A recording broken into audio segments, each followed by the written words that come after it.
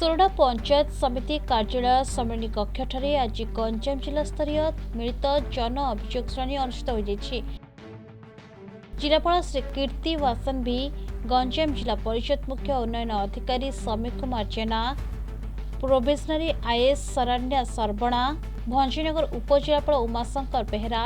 आरक्षी अधीक्षक हरीश बीसी मोट 137 अभियोगर शुणाणी करथिले। 3टी अभियोगर समाधान शिविर में करा बेले अन्य अभियोगर त्वरित समाधान पर जिलापाल निर्देश देछंती।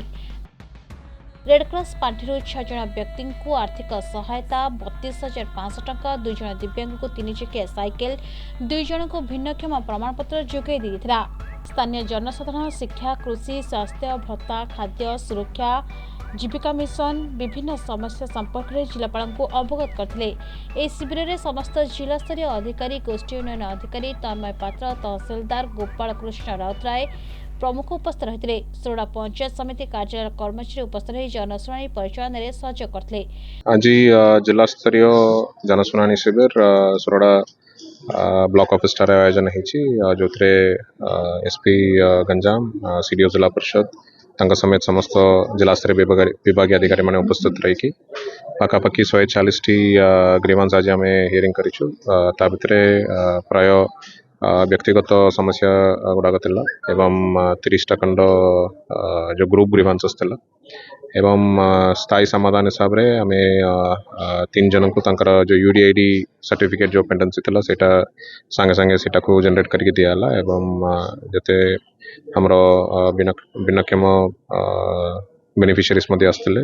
तांको मध्ये व्हील चेयर सहायता सहित रेड क्रॉस बाबद को पाखापाखि 30,000 ऊर्ध्व टंका रेड क्रॉस बाबद को मध्ये दिया जायछि एवं सबु विभागीय अधिकारी मानकु डायरेक्शन दिया जायछि। हमर ऑनलाइन जो पोर्टल रे मध्ये संगे संगे आमे यार रजिस्ट्रेशन करूछे जनशुणाणी पोर्टल माध्यम एवं लोकन को मध्ये गोटे एक्नॉलेजमेंट नंबर गोटे दिया जाउछि जा जरिया रे से माने तांकर निज ग्रीवांस रो स्टेटस ता जानि परिबे। विभागीय अधिकारी समस्त को निर्देश दिया गला ताकू जहाँ भी तांकर ग्रीवांस जाउछि सेटा को 7 रु 10 दिन भितरे तार समाधान करिकि ऑनलाइन माध्यम रे जनाइबे एवं जो हिताधिकारी आसथिले जो पेटिशनर आसथिले तांको मध्ये ते समाधान विवरणी गुड़ाक जनाइबा निर्देश दिया जायछि। सर सोरडा ब्लॉक रे अनेक कच्चा रास्ता रही जोटा वर्षा दिन आसले पानी रोचे मनरेगा योजना रास्ता को मरामती कार्य हो पारे अभियोग आसर वर्तमान राज्य सरकार तरफ गोटे नूतन योजना आरंभ कर समस्त जानिथिबे मिशन पावर जोटा माननीय मुख्यमंत्री नेतृत्व रे गोटे नुआ योजना जोटा पावर सप्लाई एवं वाटर सप्लाई एवं रोड ये 3टा जगह प्रतिटी ग्राम रे केमिति आमे सैचुरेशन मोड रे नै परिबा ताकु नै करी गोटे निष्पत्ति निया जायछि। सही बाबद को वर्तमान आगरु जो पॉपुलेशन संख्या तला 150-100 संख्या तिबा गां गुड़ाक संजोग करबा पई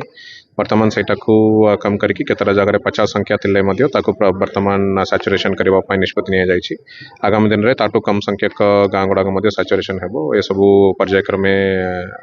कार्यकारी करा जाउछि एवं जिला प्रशासन तरफ भी जोटी अल्प केते रोड गुड़ा करबा पड़ुछि बा पावर सप्लाई नहीं पावर जीवा पई जोटी रास्ता दरकार पड़ुछि सेटा मध्ये हमर अवेलेबल फंड्स रु संगे संगे मशीन लगाई करी हमें सफा गुड़ा करूछु। किछि दिन तले हमें सोरडा गस्त रास्ता समय रे हमें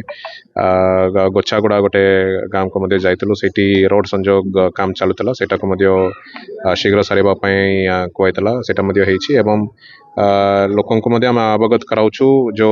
प्रधानमंत्री सूर्यघर योजना गोटे सुंदर योजना जहाँ जरिया